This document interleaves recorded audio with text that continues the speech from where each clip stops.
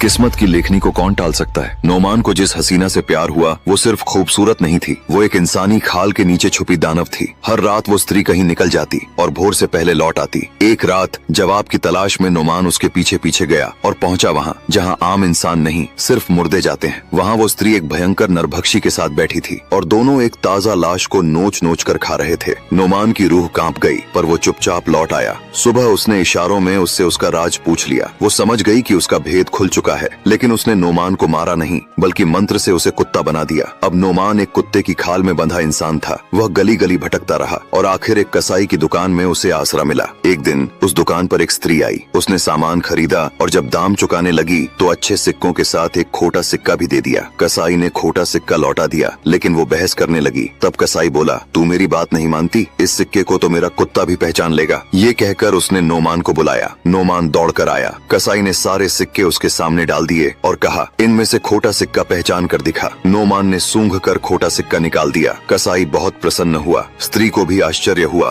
और उसने सिक्का बदल दिया। कुछ ही दिनों में यह बात पूरे नगर में फैल गई कि कसाई के पास एक ऐसा कुत्ता है जो खरे खोटे सिक्कों की पहचान कर सकता है। अब लोग सिक्के परखवाने आने लगे। एक दिन एक औरत आई। उसने चुपचाप नोमान को देखा और फिर ना जाने क्या सोचकर उसे अपने घर ले गई। वहाँ घर के अंदर एक नवयौवना स्त्री बैठी थी जो जादू विद्या में पारंगत मानी जाती थी। उस स्त्री ने उस सुंदरी से कहा, यही वो कुत्ता है जिसकी चर्चा नगर भर में है। मुझे लगता है यह कोई आम जानवर नहीं बल्कि कोई इंसान है जिसे जादू से ऐसा बना दिया गया है। बेटी, तुम देखो क्या मेरा शक सही है। नवयौवना ने ध्यान से नोमान को देखा और बोली, अम्मा तुम बिल्कुल सही हो, इसे जादू से कुत्ता बनाया गया है। यह कहकर वह एक कमरे में गई और थोड़ी देर बाद एक जल से भरा बर्तन लेकर लौटी। उसने वो जल नोमान पर छिड़का और बोली, अगर तू जादू से कुत्ता बना है तो फिर से इंसान बन जा। इतना कहते ही नोमान फिर से इंसान बन गया। नोमान भाव विभोर हो गया। उसने सुंदरी के चरणों में गिरकर कहा, आपने जो उपकार किया है मैं जीवन भर उसका ऋणी रहूंगा। फिर उसने उसे पूरा वृत्तांत बताया, कैसे उसकी पत्नी जो दिखने में एक स्त्री थी असल में एक राक्षसी निकली और कैसे उसने उसे जादू से कुत्ता बना दिया। सुंदरी बोली, मैं तुम्हारी पत्नी को पहले से जानती हूँ। हम दोनों एक ही जादू शिक्षिका की शिष्याएं थीं। कभी वो मेरी सखी थी, लेकिन जब उसकी दुष्टता सामने आई मैंने उससे दूरी बना ली। उसने कहा, तुम्हारी पत्नी ने जो पाप किया है उसका दंड उसे अवश्य मिलेगा। तुम यहीं रुको, मैं अभी आती हूँ। यह कहकर वो भीतर चली गई और यही वह क्षण था जब नोमान की किस्मत एक बार फिर करवट लेने वाली थी। तो क्या नोमान अपनी नरभक्षी पत्नी से बदला ले पाएगा या फिर एक बार फंस जाएगा जादू के उसी अंधे जाल में? जानने के लिए देखिए अगला भाग।